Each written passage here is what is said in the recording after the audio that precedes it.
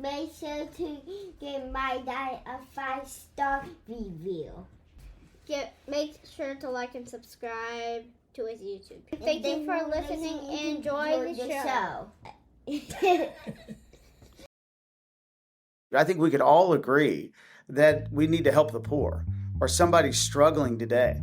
And so my message is this: really, let's let our actions show louder than our words. I'm not asking everybody to believe the same way I believe, but can we agree that when there is poverty, that we need to do something about it? But it's not just the government's job to do it. Hey, welcome back, Faithful Politics listeners and viewers. If you're watching us on our YouTube channel, I am your political host, Will Wright, and I'm joined by your faithful host, Pastor Josh Bertram. How's it going, Josh? Doing well, thanks. Hey, and this week we have with us Ryan Binkley. He is the president and CEO of Generational Group located in Richardson, Texas. He's also a lead pastor of a multi-ethnic, multi-generational church called Create Church that he founded along with his wife, Ellie. But more importantly, he is a candidate for the president of the United States. And we are just so delighted to have him here with us today. So thanks for being here, Ryan. Well, it's thank so you, great. Ryan. Well, thank you. Thank you, Josh, as well. And hello, DC. I'm coming there next week. And so I'm looking forward to being in your neck of the woods. Yes. Okay, so we have a lot of questions, a lot of stuff to get through. So I'm just gonna start off with something that you were quoted as saying recently. So you were quoted as saying it's time to throw out the playbook and not just run the same play with a different leader. People are ready for something new. We haven't had a candidate transcend our party since Ronald Reagan. The Republican Party doesn't have the right message. I have the right message. So what is that message? Wow, well, so many things, but a bigger picture is that we're really broke as this country economically and then spiritually. And probably when I start thinking about, what does it take to run a new playbook for the Republican Party? What that means basically is that, we have a 40-year-old message, but the electorate has changed. And so when you look at the demographics of the United States, it's much different than it was 40 years ago. So we're still on our same platform message, and our party is very, homogenous, kind of looking a little bit more. And we're not as connecting, I believe, to minorities, to urban America, to college students. So we lost, just objectively here, 46 of the top 50 cities by population in the last election. We lost 46. We only won 46% of the vote, in the last two elections, general elections as president. And then, of course, we lost 70% of college student votes. And so we're not connected to these fast growing urban America.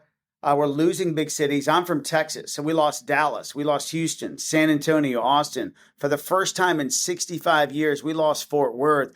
And we're running with this same message. So what's our message? Well, it's a populist message. Let's defeat the far left. Let's, it's kind of like rile up the crowd. We stand for truth and justice. And many of these things I stand for. But at the same time, we're not connecting to hurting people. So we don't have a message for the poor. Like, what's the Republicans' message for somebody that's poor? If we want to believe that a smaller government, that a freer economy, a capitalistic economy is better than a socialist message, what is our message for somebody that's poor? And the Republicans don't have one. I mean, our message to urban America is, listen, you can do and become anything you want to be. Good luck. Call us if you need us. And so my message is, listen, we need to start diving in here. And our message to college students is just quit asking for money. That's our message to them. Quit asking for money instead of showing them how if I pay for your tuition, how that's going to hinder you and cause inflation that you're having today and likely cripple your entire future financially. Instead of diving in and going, why don't you volunteer with me in urban America? Let's get a cause together. Because right now, 1 out of 6 kids in urban America are reading at the 8th grade reading level. And whether we agree socially on everything or not, can we both agree that the poor need help and we can help them with education? We can start job training. We can prepare people, whether they're going to college or not, through vocational trades. It's thinking differently instead of just doing the same thing. So in the debate stage, we have other people wanting to run the same play. I'm a different quarterback, but I want to run the same play, quarterback over center. And I'm like, this play is not working. It will not win, and we have to change. Wow, that's really amazing. Thanks for sharing all that. I got to ask, how did you're a pastor. You said that when we were kind of having our little pre-screen conversations. So how did you as a pastor find yourself getting in there in politics and trying to run for president of the United States. What has that been like? What is it like to essentially face these, what I would have to imagine seem like mammoth odds and candidates that are there that you feel like maybe shouldn't even be on the stage? Well, first of all, a lot of respect for all my peers that are running and, politicians are running. It's not necessarily because they're not the candidate or whatever, but this message really came to me, Josh, and through a series of dreams 8 years ago. So I'm a pastor. I'm a businessman. I'm a CEO of an investment bank. So we have about 400 employees in all the different companies we have. We own a few restaurants. We own a few other things too. But my life has been about business and ministry. I got 5 kids. I'm not a politician. So I have not grown up, wow, I want to be president one day. That's never been like this thought of mine. But about 8 years ago, I began having dreams from God about this calling that I'm doing right now. And then messages began coming to me about our country. One is this message, almost like a Joseph message economically, that something is coming that we're not ready for. And I could take 20 minutes and explain what's happening financially. When you see bank failures happen, what happened this year, those 3 bank failures were as large as 25 bank failures in 2008. And the government saying, oh, there's nothing to see here. So I see this big cultural economic problem. And then I see this spiritual problem where we're divided.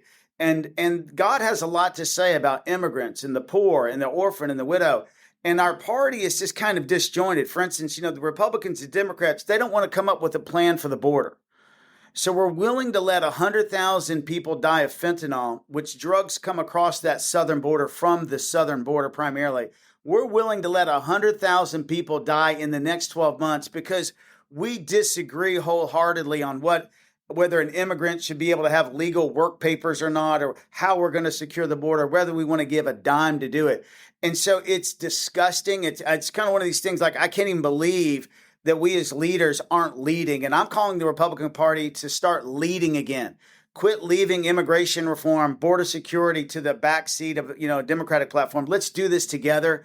If both of you represent mindset, both parties in some way, we have got to come together. These problems are so big. Republicans can't solve it alone. Neither can Democrats. And when will we quit vilifying each other and work on something together? So it's an uphill battle. I mean, I'm over here in Iowa. I've been to 64 counties. They look at me like, yeah, that's important. That's a great idea. But wow, are you sure we need to do that now? And I'm like, yes, we need to do it now. It's almost like I'm crying out in the wilderness. Yes, we need to do this now. Something's coming we're not prepared for. And everybody's just wanting to keep doing the same thing. And and a few people are listening. We got 3 polls at 1%, national polls. We didn't make it to the debate. We missed the debate by like 8 people. But a couple of the polls were a few people short in the number of requirements the RNC wanted. But we're planning to keep plowing ahead. We met all the donor requirements. So some people are listening. So thank you for having me here, because I think there's a remnant in our country. I think there's a group of people just like yourselves that are going, is this it? Is this our 2 options? Is there nobody that can see through this mess and unite us to accomplish something significant? And that's my message. That's really cool. And I want to just touch on your faith a little bit and how it kind of ties into your potential presidency, because so we live in a pluralistic society. People of all different kinds of faith and people with no faith even.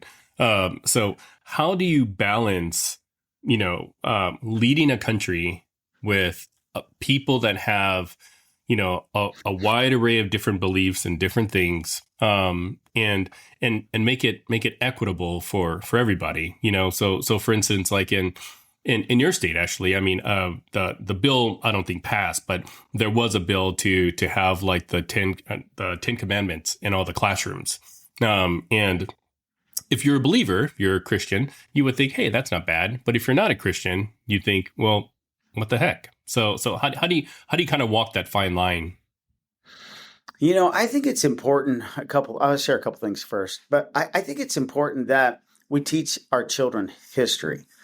And we teach our children, and it's okay to say that our founders and the reason this nation became at all was because some people were wanting the ability to have freedom, and freedom of religion was one of them. And the religion they shared was not necessarily one church or one faith, but it was a believer in the creator God that we have, Yahweh. I mean, that's just a fact. If you read all their writings, it's in our documents, it's in our Constitution. We have inalienable rights, endowed by our creator. These are things that we have, and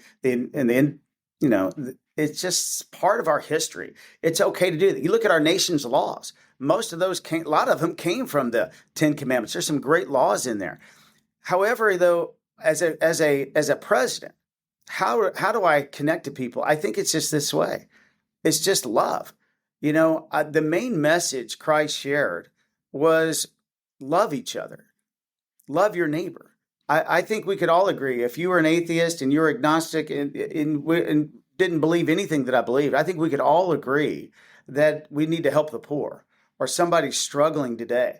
And so my message is this: really, let's let our actions show louder than our words. I'm not asking everybody to believe the same way I believe, but can we agree that when there is poverty, that we need to do something about it? But it's not just the government's job to do it. When there's a lack of education, let's start mentoring young people. One of the things I want to do is start a volunteer movement with college students and go, hey, listen, you may not agree with me anything on socially, but can you give up 5 hours a week and come help a third grader on how to read? Because I'll do that with you. And if we all did this, if you can imagine our country with hundreds of thousands of college students giving 5 hours a week to mentor a young person, it would not only change that young person's life, it would change that college student's life, and it would change the country, and it could change the world. So it's more of that message than it is a faith in a particular religion. And then the second thing is, as part of my faith, I believe this. I believe that we're all brothers, and if I believe in God, if I really believe in God, then I believe that we're all family. And why don't we just start treating each other that way? So, everybody's got family members, and everybody's got a family member that's a little bit crazy, right? Or is it just me? But anyway, most definitely. You're like, I don't agree with him hardly on anything, but we can still have Christmas dinner together, kind of family member. And I may not be having breakfast with him every Monday, but, we're civil. Why can't we just be civil together? Because as family, we're all Americans, and we need to focus on that and remember that. And we actually have a lot in common. And so let's work on these things we have in common and come up with things that we share. We're all going through this financial crisis. Inflation impacts us all, whether you're right or you're left, or whether you're Christian or agnostic or atheist. Inflation hits us all. Let's fix it together. The poor are still there, whether you're atheist or whatever religion you are. Let's work on that together. My thoughts are coming up with some things that we all share. Let's work on those together. That's so good. I was reading through your website, and I love how you've outlined your plans. And one of the things that you've talked about that I was able to see there is that, and this is an unbelievable statistic, that healthcare inflation has outpaced regular inflation by 40%. Now, is that the annual percentage growth rate by 40% a year? That is the average annual over a 20-year period. Holy smokes. So what specific policies do you propose not only to control healthcare inflation, but also to ensure it aligns or falls below the rate of general inflation? Is that possible? Well, to get healthcare inflation to a place? Yeah, it should be right in line with it. It certainly shouldn't be 1% above it. And if it is, it's because there's inefficiencies there. And what's there, the inefficiencies that are there are monopolies. And so the problem, if you break down healthcare into three specific areas: health insurance exchanges, the providers themselves, and then also big pharma. Those three big areas are eating away not only our personal budgets, the federal government's budget. Medicare and Medicaid is 35% of every dollar we spend out there. I mean, this money is going out by the trillions, and it's built on a fractured economic platform. The reason, I'm in Iowa today, I don't know what it's like in D.C., but every state only has 2 or 3 major, sometimes 4 major insurance carriers that do most of the work. Like United Healthcare has 65 million clients. This is uncalled for. I'm in the mergers and acquisition business. I have over 5,000 competitors in my industry that I have to compete with for every client I want. This is what competition does, and we've eliminated that. basically. So you have what's called an oligopoly. You've got 2 or 3 major players controlling pricing. You have to get rid of that. There's an old law that does not allow insurance companies to compete across state lines. It's 50 years old. You got to get rid of it. Number 2 is 30 years ago, I used to work for Boston Scientific. We would sell to doctors and hospitals. Right now, hospitals own 75% of the doctors in the United States of America. So they own them, meaning they work for them now, meaning they can't compete with them. They used to do small procedures for them. And now when you and I go to the doctor today, we have to desocialize it. We have to bring price transparency. If you wanted to get if all 3 of us wanted to go get an MRI today, and you called your doctor and say, I need to get an MRI, how much is it? They wouldn't be able to tell you. You'd have to shop hard to get, and if you did, you would get rates from $400 to $4,000. So what we don't have an incentive for you and I to shop. We just give people our card, and we go and we give it to them, and we ask them how much. They say, I don't know. We find out 90 days later. Listen, we don't purchase anything in the world like that except for healthcare. We don't buy cars that way, houses that way, food this way. We have no idea what it costs. So we have to bring price transparency back, visibility back, and put the patient in charge again. And then with Big Pharma, what we do there in the United States of America, we give patent extensions longer than any other nation in the world. So they make all their profit off us. And basically, we are subsidizing the world in pharmaceutical drugs. And whenever we decide to stop it, then prices will come down. That's really interesting. And it definitely resonated with me because my 9-year-old has to get an MRI every 3 months. He just had a brain tumor removed. I can't remember. I'm sorry. It was like a flat circle at this point, but it's so true. Like we get our MRI, we get this thing in the mail from our insurance, and it's very difficult to sort of decipher. We're like, how much did we pay for that? I don't even know. Like, and it doesn't matter. And so this is what's happening now. Private insurers, like I've got 300 employees or whatever on private insurance. I can't remember. I don't know the exact number, but for a family, it's $30,000 a year in our company to pay for private insurance. And what's happening is everybody with private insurance is subsidizing everybody else that's on the Affordable Care Act, Medicare, Medicaid, and it's about to bust. So now people are getting off of insurance and they're starting to self-fund. I have one of my executives' daughter-in-law was having a baby. It costs $12,000 to have the baby.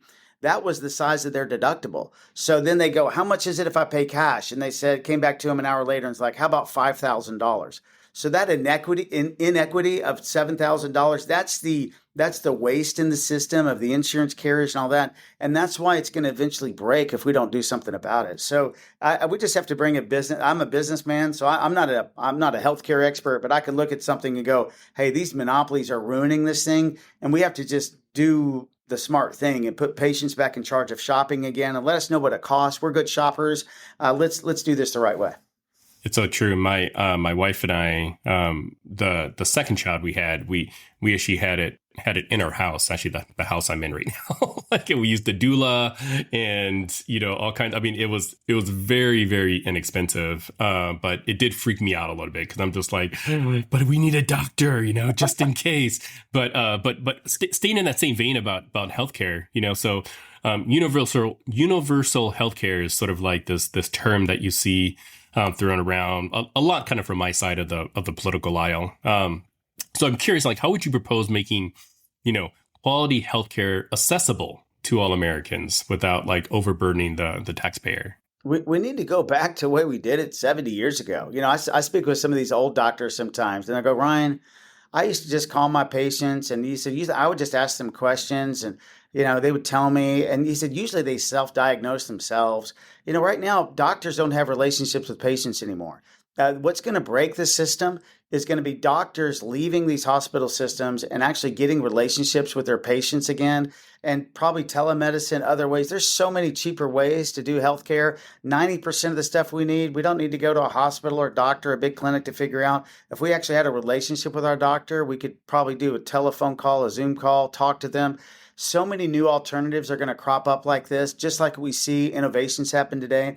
And it's so important. You can kind of almost think of the Uberization of healthcare. What did Uber do? It broke the monopolies of the yellow cab systems. It put drivers in charge. Drivers could be rated. You need to be able to know your doctor, rate your doctor. How good are they? Are they connecting? And doctors will actually want to do this. We had 110,000 doctors leave the profession because they became basically administrators of the hospital instead of doing what they were called to do, which is be in patients' lives and help them.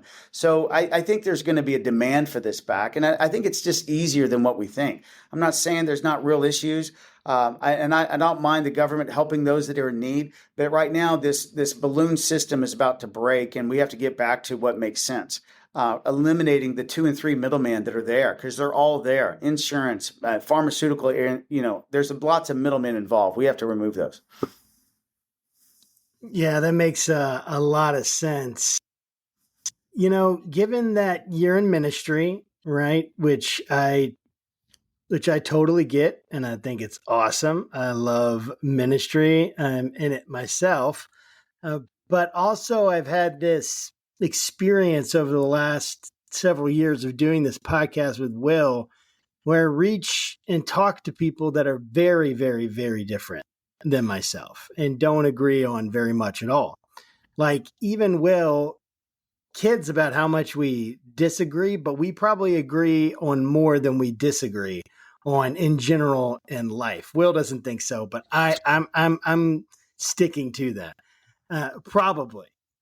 But obviously, when you have to work with other people, you have to compromise potentially even on certain values, certain principles. I guess my question for you is, how do you maintain and plan to maintain the integrity of your core beliefs, the things that are essentially non-negotiable, while being able to still reach across the aisle and find mutual understanding? I guess another way to say it, what things are non-negotiable for you in this process? Well, there's a lot of things that, probably fall in that area. But at the end of the day, I'm not running, I'm a pastor, but this is presidency of the United States of America. And, a lot of the cultural issues that I stand on or believe, whether that be about, life issues or what biblical definition of what marriage is, some of these things states are figuring out. The government's already decided on marriage for gay marriage. I will disagree personally on a lot of things, but I'm actually called to lead. And I really believe we're supposed to lead at a higher level to where we're bringing people to a place where, we need to honor what's in the Constitution. I would fight for certain things, like for instance, even on certain things like life here today. I want to create a culture of life. So how could I help lead this? Well, there's going to be no significant legislation that's passed nationally because when Roe v. Wade was overturned, nobody's heart changed on this matter. Nobody's heart was overturned when Roe v. Wade was overturned. So if I want to help lead this change of movement in America to where we're honoring life, and I do believe that. I do believe, we honor life as a country. I've been to Florida before, and on a beach, if you disturb a turtle nest with an egg of a turtle, an unboiled turtle, you could get thrown in jail for a year, have tens of thousands of dollars in fines. So we as a nation actually we recognize the potential inside that egg. And so there's principles that we have that I don't understand, but if I want to open up people's eyes to start thinking about this, what should we do? I think we need to do more for women in times of distress. I think we need to educate teenagers and at all levels more that, abortion is not contraception, that there's another thought to this, and we can change the culture of life with having more adoption readily accessible here, more affordable, the foster care movement that's around. One of the things that comes to my heart is no child should ever age out of foster care without having the ability, or at least the thought that they could have had a home, a permanent home. I believe if we did these other things, we held men accountable. We started teaching young men early on about, sex outside of marriages, the consequences of that, what that means, your responsibilities. Why should it just be the responsibility of a woman? This is a mutual responsibility effort. Every decision you make has a consequence to it. Start changing the culture of life. Over time, would there be a consensus that would be different than it is today? I would certainly hope so. But right now it's in the state's hands. And so each state is figuring that out. But I would try and lead a narrative of let's change the culture of life and let's see what awakens in our hearts, because nothing's going to change until the consensus changes. Yeah. How do you, I guess on the topic of life specifically, so I'm pro-choice. I do believe that abortion or the decision of abortion should be left up to women. And that's just my own personal belief. But having talked to a number of different people, it seems like we're having the wrong discussion when it comes to abortion. It's not so much, they want to kill your baby, or, they want to, deny me my rights. It's the bigger question is, where do people think life began? Because some religions believe that life begins, basically once the baby's born. Others believe it begins at conception. So how do you balance all these different beliefs, when you're thinking about proposing legislation or, making decisions about this stuff? This is what every state is grappling with. So, I believe this, and, as a Christian that, that life begins in the womb, that it begins at conception. The Bible says that early on. The book of Jeremiah, it says that I knew you before you were ever born. While you're in your mother's womb, I called you. He named him. So he knew. There are so many parallel scriptures like that, even about Jesus and John the Baptist in the New Testament. You could look that up. There's life that's there. So, I think we all know it to be true as well. The question really in our conscience is, when do we really want to acknowledge that? I think that if there was an accident, or if there was a murder, if there was, we'll call it something horrible that happened, or somebody tried to attack a woman that was pregnant and the child died, I think we all know that, that's a possibility of that should be a murder. I mean, I think there's at some level in our hearts, we know this. So then you're asking a question, well, when did that child then become valid? Was it 30 weeks, 26 weeks, 24, 10? And you're asking a question that I think everybody's going to end up having to ask God and themselves. And I respect women, and I think we have to do a lot more to care for them in a time of distress. And I want you to know, I'm not judging any woman. Women that want to make this choice, I understand that. Abortion's impacted so many people's lives. It's impacted my life, family, so many ways. It's a deeper issue, and it's hard. And I don't know that everybody will ever agree on it. So how do you get there legislatively? I don't know that I know, other than keep sharing love, keep sharing truth, keep sharing with people that we care, keep sharing with women. A lot of women choose to have an abortion because of finances. I met with a group of people in Dallas, and they were on the board of a Christian, crisis pregnancy center that tried to encourage women to have their baby. And I asked them how many women would choose to have their child if maybe they had a $10,000 grant or $5,000 or some number to help pay for their first year. He just told me it was untold. And I think some projections are maybe it's a third of the children. So many women are facing an issue where it's just financial. Could we do more? I think we could do more. So I would try and do more to show that we care, show that we help. I would do less judging and show that we care more and try and change hearts. Yeah, that's great. Yeah, we had Abby Johnson on the program, I think, last year, and she's very pro-life, and her and I may not agree politically, but she does actually have a lot of things in the organization that she runs that tries to help pregnant women, just support themselves financially. I mean, she'll get them cars and all kinds of other stuff, which I just thought was pretty amazing. But in your view, if you think that life begins at conception, would you, as president, push to, get, this unborn child like a social security number, so that way they can actually be recognized by the state, by the government, by what have you? No, I don't think that's what comes to my mind. I mean, I've never thought about that. I think more than ever, it's now, you're asking some hard questions about culture and about life and deep embedded things now that have been in our culture for decades, and it's moving and it's changing. This is something you're talking about the heart of people. I'm not looking to assign a social security number at conception. I think what I'm looking is to change people's thoughts about life. I mean, why is it that there's fines and people could spend years in jail for protecting or harming or inhibiting a turtle egg? Well, it's because we value it. Why don't we value it more And I think that's another question I would mind asking. Don't you think we should value this child more? And why don't we? I have a member on my team who is whose mother attempted to abort her with a pill, and she suffers today because of that. She's got health issues because of that. I've got one of my dear friends was born with no arms and no legs, and he is now one of the most sought after speakers across the globe.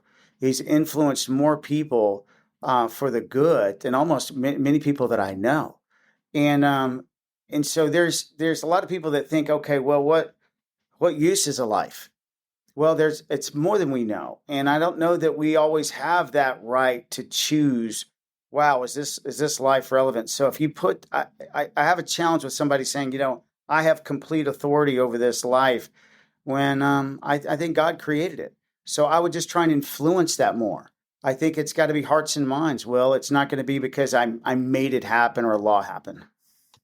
I appreciate that answer, Ryan, because it's a super complicated issue, of course, because you have all these different levels of definition. You have philosophical analysis of what life is. You have biblical analysis of what life is, trying to understand that. And it gets very complicated very quickly. And any kind of black and white statement about it tends to disguise the nuance that's really there. And I appreciate your sensitivity, even thinking about you want to encourage life. And I love that. I want to move on just a little bit, thinking about life, even thinking about the connection with the adoption issue, but which leads to then the question I actually want to get to, which is about religious liberties. So I know that you are really, from your words and from your website, focused on making sure that adoption is championed. But one of the things that we will face, and that every organization will face, and every religious organization will face, is someone coming to adopt a child that is in a same-sex marriage, either between men or between women, or in some kind of gender relationships within the marriage, and the internal struggle that's there, or the internal, identification they have.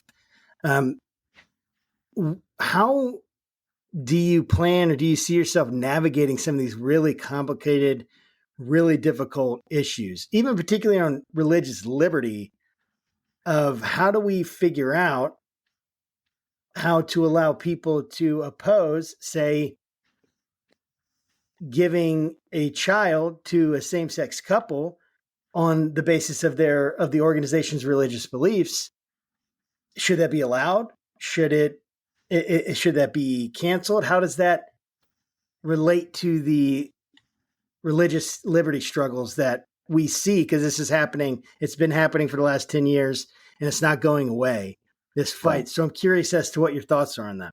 Well, so there's two parties primarily, and really three, I guess, in an adoption case. There's the mother and or parents that are giving up their child for adoption. There's an agency of some sort, and then there's the parent. And so, when you look at this, we adopted our fifth child, so from South Korea. So, we went to an agency, and I believe people have the choice. And so, if I'm giving my child up for adoption, maybe I have choices. Maybe if I want to give them up to an adoption that has a faith-based initiative that would prefer that the parents be, a traditional heterosexual couple, or Christian or whatever, then I think that parent has the right to say, well, I would like my child to be adopted in that type of family. And certainly there's different types of adoption agencies. There's some that are, agnostic, and there's some that have faith-based, and then there's parents. And so I think that there's probably options for all these. I would think that if I'm a parent and I'm giving I want to adopt a child through a Christian organization, or for one that somebody wanted there to be a couple that was faith-based, or a heterosexual couple, then I think there's room there for whatever the people's desires are. I do not think, though, that if I'm a faith-based organization that people are giving their child to, and they specifically want the parents to be a mom and a dad, then somebody should have the override to impede their desires of that parents when they wanted to give that child up for adoption, if that makes sense. That was a little roundabout way. Does that make sense, Josh? I think there's I think there's options. Just there's like options. Church. So do I think gay marriage is legal? Do I think the government should make me marry gay people? No. And so there's plenty of other places for them to get married, is my point. So. Right. I got you. Yeah. Switching gears here to foreign policy. So, we are now, I think, well past a year of being in Ukraine, or not being in Ukraine, of supporting Ukraine against their battle of the Russian invasion. So I'd love to kind of get your take on where do you fall on our support with Ukraine? Well, this is a very, very challenging topic. But basically right now, first of all, I really believe that as America, we should be defending freedom. So at my core of who I am and the core of who America is, I'm never for letting somebody like Putin just run right over Eastern Europe, rebuild the Soviet bloc. I believe in standing for Ukraine. However, I'm not one of those people that believes in an unending war. So there's two groups really, and I'm in neither of them. One is support Ukraine forever, regardless of the cost, regardless of the time. And the other is let's run out of Ukraine now. So we've seen a couple candidates going, I would leave there today, So I'm neither one of those people. I would support them. I'd likely support them a little bit more. I mean, right now, President Biden isn't really giving them enough, I think, weapons to actually win. It's kind of like enough for this war of attrition. I might do it a little bit differently. But at the same time, I would be meeting with Putin right now to bring a diplomatic end to this war. I'd be bringing NATO leaders together. I'd be able to show Putin that there's other ways for him to succeed other than taking over Ukraine. I'd try and reintroduce him to the international community in a different way, and possibly through reducing sanctions, investments, opportunities for their people to succeed and have prosperity. The overriding vision that I would have is, listen, we need to bring peace, security, and prosperity to everyone. And it's time to start bringing those talks to the table. And I would look to end this war as soon as possible. How about your thoughts on China and specifically, their mistreatment of the Uyghurs? That's a marginalized group that we don't hear too much in the news recently. But a friend of the show, William Nee, just wrote an article recently about the Uyghurs, and I'd love to kind of get your thoughts on that. Well, first of all, we have to begin to really decouple ourselves from China. We need to be diversifying our supply chains really to other nations that are all over. But, when you look all over, it almost doesn't matter where you go. There's mistreatment of people. There are slaves in Pakistan. There's slaves. There are indentured servants at large brick factories. There's movements actually to help people out of slavery in some of these areas. We've been a part of that personally and privately in our church as well. There's nations that we might say, hey, let's partner with. And it almost doesn't matter where I go. There's racism. There's difficult matters everywhere. So I'm not trying to make light of that.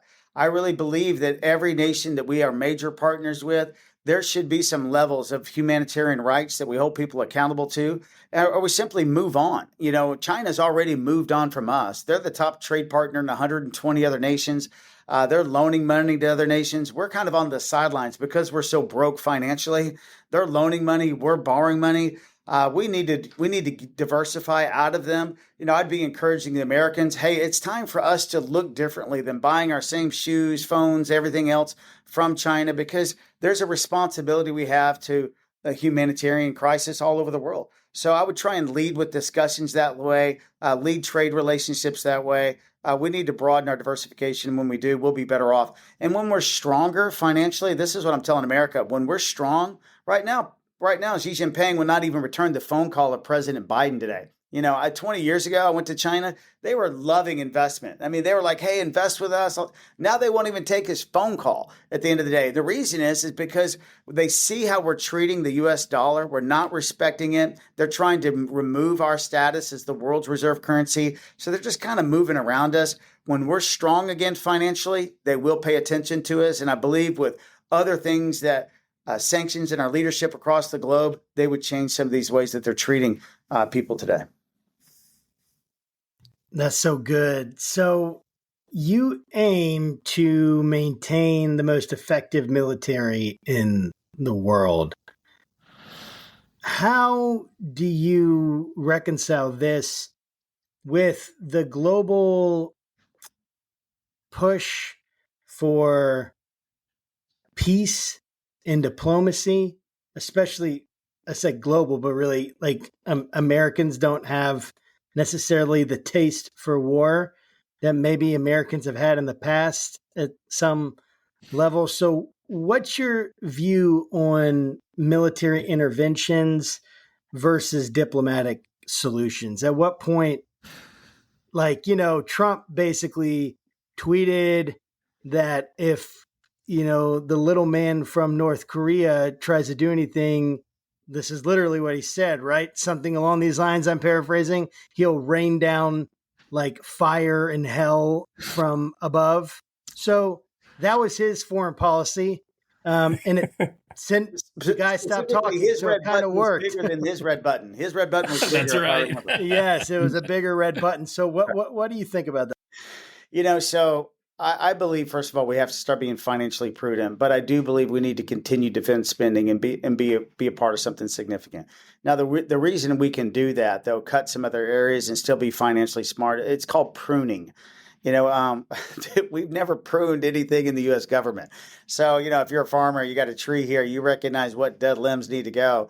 We've never seen a dead limb in the U.S. government that needed to go. So, but as a percentage of GDP and growth, the defense spending has not grown like our other spending has. If you put up Medicare, Social Security, Medicaid, and then defense spending flattens out as a percentage of growth compared to every other social program we have. So we actually need to continue that to be strong.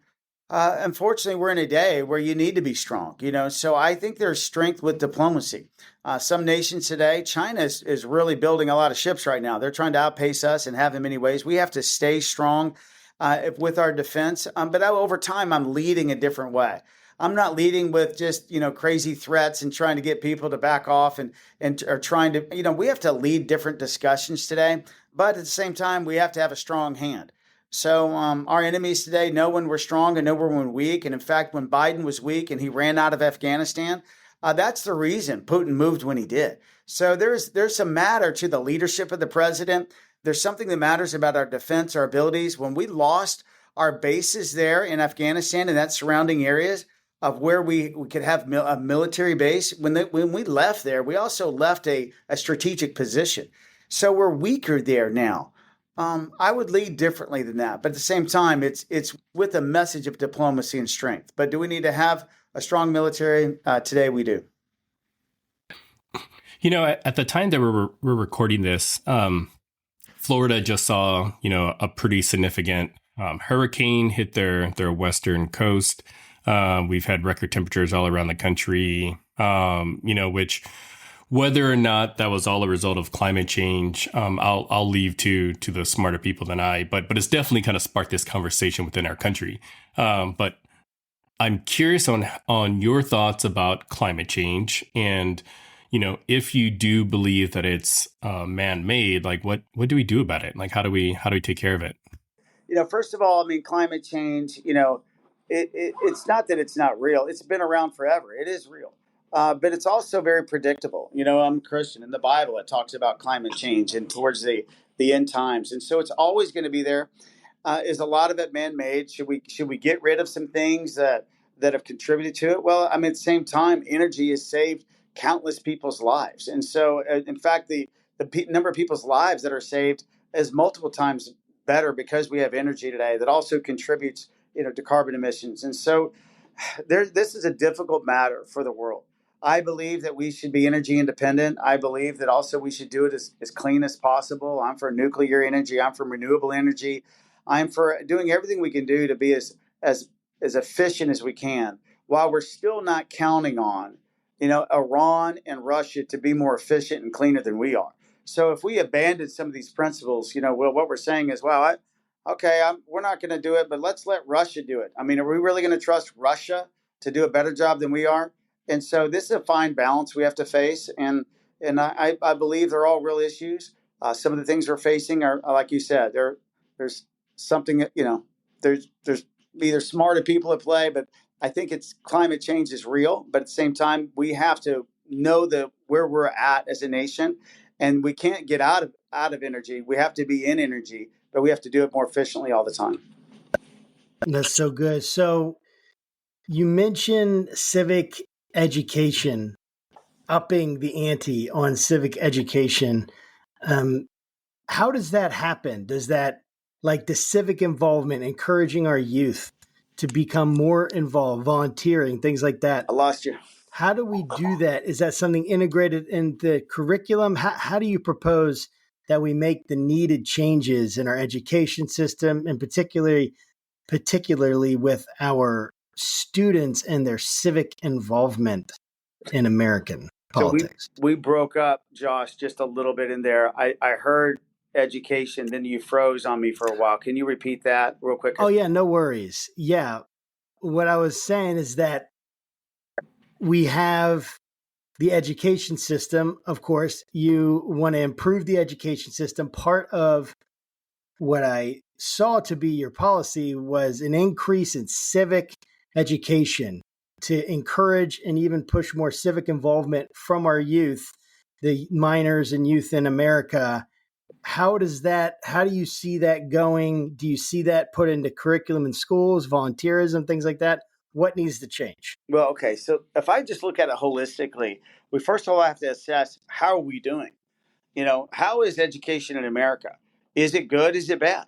And I would contend that we've gotten way off track in the last several decades. Many years ago when I was growing up, we were one of the top in education. We sure thought we were, but right now we're not even the top 20. I believe when you look at math, science, and reading as a combination, and we're not really preparing our kids to compete at the global stage the way we should. Somebody asked me when I first started running here in Iowa, Ryan, how can we bring jobs back in America? They're like, what's going to be the real impulse? And I'm like, well, I can do some reshoring, some tax incentives, and we can hopefully bring some manufacturing back. Or wow, long term, we really need to do? Create brilliant kids. We need smart kids that are competitive on the landscape, because people are outsourcing jobs, technical jobs, computer programming jobs. I have a software engineering firm. We have about 50 employees here in the United States, and then we have about 40, 50 contractors. About 20 of them are from Ukraine. I asked our president, I was like, why do you hire people from Ukraine? Is it because they're cheaper? He goes, no, it's because they're awesome. They're good, and they work hard. So we got to get this work hard, good, thought process movement back in America. So how do we do that? Well, right now our education system is horrible. Just assessing it, 1 out of 6 Black children in urban America are reading at the 8th grade reading level. Only 6 out of 10, regardless of race in suburbs, are reading at the 8th grade reading level. We can change that. We have to get propaganda out of schools. We got to stop this, whatever we're doing, whatever we're teaching that's taken up the news of the decade for the last 2 years, and start teaching people to read again. Math, science. While China is teaching STEM, our kids are on TikTok. So we've got to figure this out. So what I would do is start a volunteer movement with college students. Let's start giving some time to teach kids, mentor them. Many people follow their mentors. If there's a broken home family problem in America, which there is, that's inhibiting a lot of kids from being able to learn, because they don't have a mom or dad at home. They're at 3 o'clock going, hey, get your homework done. Let me see that done. I got 5 kids. We have to do that with our kids. We got to say, no, show me the work. Let's go through it. Not, I did it. Because we don't, you know what? I love my kids, but we don't believe them when they say it's done. We just like, okay, I love you, but I don't believe you. Let's show me anyway. So a mentor can help people with that. College students can be a part of after-school programs. They're all over major cities. I've seen them in Chicago. I've seen them here in Des Moines. They're in Dallas. It makes a difference. There's after-school programs that when they go through them in Chicago, they have a 40% higher graduation rate than everyone that doesn't go through it, because it's a mentor, somebody spending time with them. I want to lead a vision and a discussion that this is not government. This is private America owning their city. So this is my vision, and is own your city. My granddad, in his last few years of life, my dad bought him a little house in the north side of Texas, and he lived in a small community, about 2,000 people. And he was kind of an ornery old man. He was 75. He died when he was 85. And but he went to every sporting event, everything you can imagine. He was the number one fan in that school. And then he would hit me up and you up if he knew you, everybody up for some money to give these kids scholarships. And so he did this every year, $200, $500, $1,000, whatever. But at his funeral, in 2008, when I went to it, you couldn't find a parking space anywhere near there. And the reason was for 10 years, all these kids that graduated this high school, they came back and they went to his funeral. And when I walked into his house, there was just dozens of posters hung up on his wall saying, "We love you, Doc. We love you. Thank you for caring for us." Just so many things. And I thought, you know what? You know what he did? He just did what he could do. He just owned his city. And so I have this thought for America. Do for one what you'd want to do for all. You and I can't change the problem of America. We and I can't change the problems of DC, or I'm from Dallas. But you know what we can do? We can influence one or two people's lives. And what if we led a movement to where we all did that? We could change the world. That's really cool. Well, I have a couple of audience questions to ask you because so we have a Facebook group that kind of focuses on the topics that we talk about and the guests, and so we reached out to them. We said, hey, we're going to have you on the show. What are some questions you want us to ask? So they gave us just a few. So I can't ask you all of them because this is a PG show. But the first question is, what do you plan to do differently that current front runners are already doing? Differently. First of all, I want to balance the budget. Neither one of the candidates on stage talked about this one thing that we have to do. And that's really quit spending more money than we're bringing in. And actually, I put together a plan to do it. So I have a 7-year plan for us to get there. If we don't do that, our children are going to be set up for an expansionary inflation. Right now, it's costs about $900 more a month to buy a $400,000 house than it did 2 years ago. Everybody is spending, whether you bought a house or not, about $700 more a month in rent or mortgages or gas than they were just 2 years ago. So we have a plan to stop this inflationary cycle. We have to. And I actually put a plan together to do it. Number two, I would desocialize. Not one person mentioned healthcare. Not one person on that stage said that, and healthcare is eating away our economy. It's going to be impossible to balance the budget if we don't do something with healthcare. I would desocialize, demonopolize healthcare. I would put it on a competitive landscape again. And then I would challenge the Republican Party, which nobody mentioned at all, to start diving into urban America.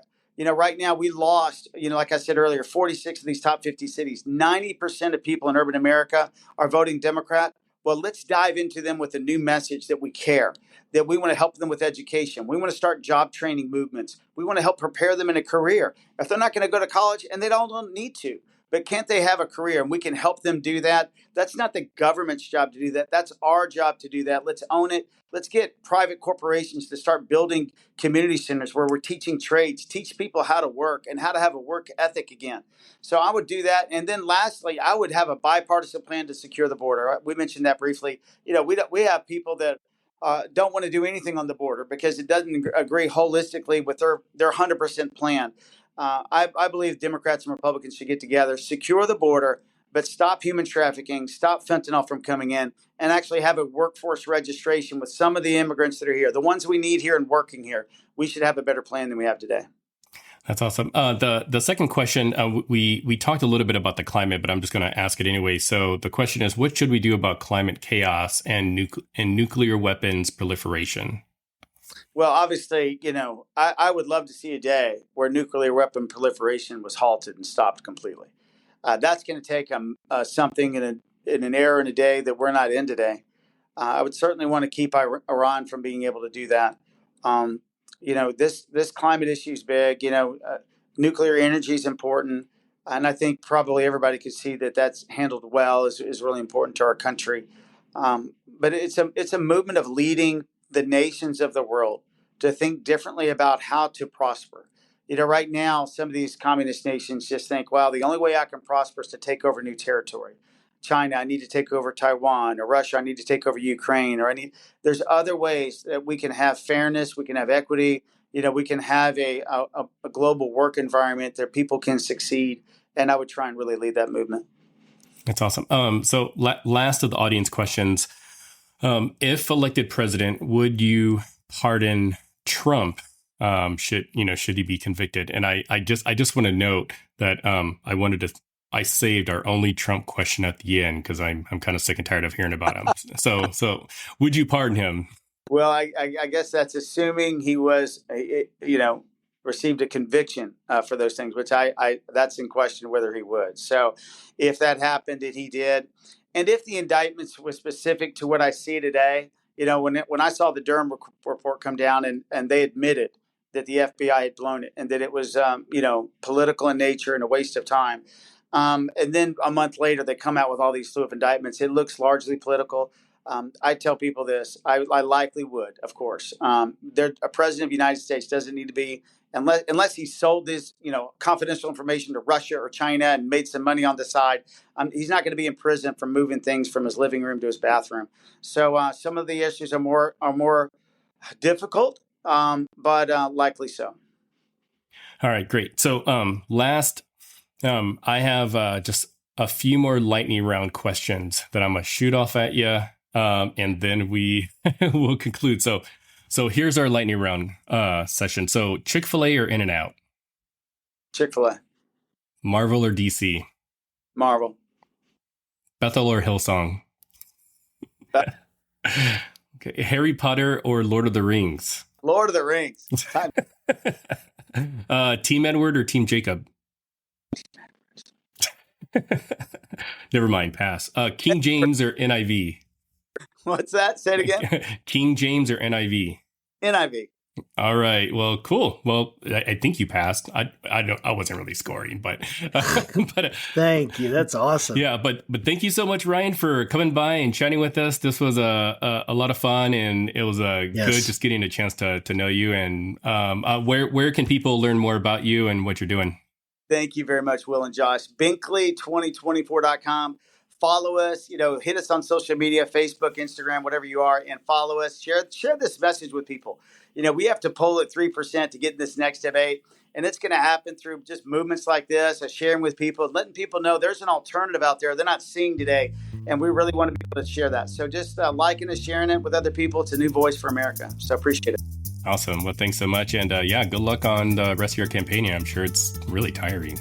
Thank you. Yes, thank you. No, it's everything. It's as easy as they told me it would be. So it's no problem. Awesome. Well, awesome. Thank you. And to our audience, thank you so much. And we will see you everybody next week. Take care. Thank you. Bye. Take care. God bless. Bye-bye.